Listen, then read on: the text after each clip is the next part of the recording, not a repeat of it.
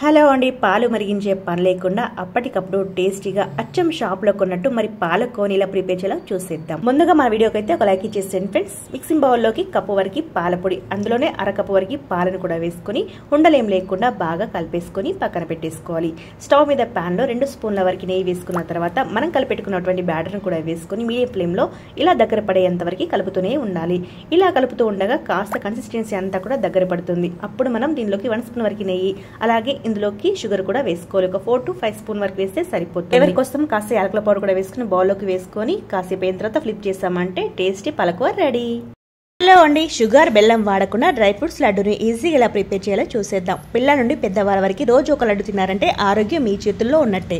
పెద్ద సైజుగా ఉన్నటువంటి dry fruits చిన్న ముక్కలా కట్ చేసుకుని పక్కన పెట్టేసుకోవాలి. దానికోసం 100 గ్రాముల ఖర్జూరాన్ని కూడా తీసుకుని బరకగా గ్రైండ్ చేసుకుని పక్కన పెట్టేసుకోవాలి. స్టవ్ మీద ఇప్పుడు ప్యాన్ పెట్టేసుకొని స్క్రీన్ మీద కనిపిస్తున్నటువంటి ఇంగ్రీడియంట్స్ అన్ని కూడా వేసుకుని ఇలా మీడియం ఫ్లేమ్ లో వేపుకొని పక్కన పెట్టేసుకోవాలి.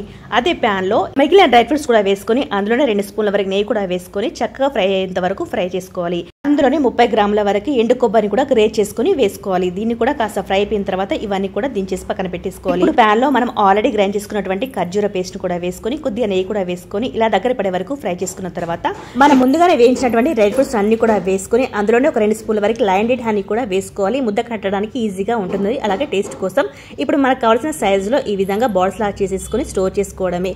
చాలా టేస్టీగా ఉంటుంది. మీరు కూడా ట్రై చేసి వీడియో నచ్చితే లైక్ చేసి షేర్ చేసి సబ్స్క్రైబ్ చేయండి. హలో అండి, ఏదైనా ఫెస్టివల్ అయినా కానివ్వండి, లేదంటే దేవునికి ప్రసాదం నైవేద్యంగా కానివ్వండి, ఎంతో ఫేమస్ అయినటువంటి రవ్వ కేసరి ఎలా ప్రిపేర్ చేయాలో చూసేద్దాం.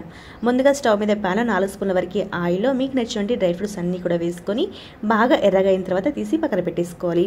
ఆ తర్వాత కప్పు వరకు సూజీ రవ్వను కూడా వేసుకోవాలి. ఉప్మా రవ్వని బాగా ఫ్రై చేసుకోవాలి. మంచి వాసన వచ్చి మంచి కలర్ వచ్చే వరకు ఫ్రై చేసుకోవాలి. 1 కప్పు రవ్వకి 3 కప్పుల వేడి వాటర్ కూడా వేసుకుని రవ్వ అంతా దగ్గర పడి ఇలా నెయ్యి అనేది సపరేట్ అయిపోయి మంచిగా కుక్ అయ్యే వరకు ఉడికించుకోవాలి మీడియం ఫ్లేమ్ లో. ఇప్పుడు ఒకసారి కలిపేసుకుని దీనిలోకి కప్పు వరకు షుగర్ కూడా వేసుకుని బాగా కలిపేసుకోవాలి. ఈ షుగర్ అంతా కూడా మెల్ట్ అయిపోయిన తర్వాత మనకి కన్సిస్టెన్సీ ఈ విధంగా ఉంటుంది.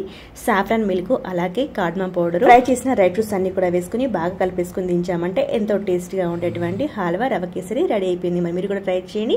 వీడియో నచ్చితే లైక్ చేయండి, షేర్ చేయండి, సబ్స్క్రైబ్ చేయండి. Thank you for watching. ఇంట్లో బ్రెడ్ ఉంటే తప్పకుండా ఇలా ఒకసారి ట్రై చేయండి. అచ్చం రసమలై తిన్నట్టే ఉంటుంది. చాలా టేస్టీగా ఉంటుంది. ముందుగా బ్రెడ్స్ ని తీసుకోవాలి. ఇలా ఒక బౌల్ తో ఈ విధంగా రౌండ్ గా వచ్చేలా కట్ చేసుకుని పక్కన పెట్టేసుకోవాలి.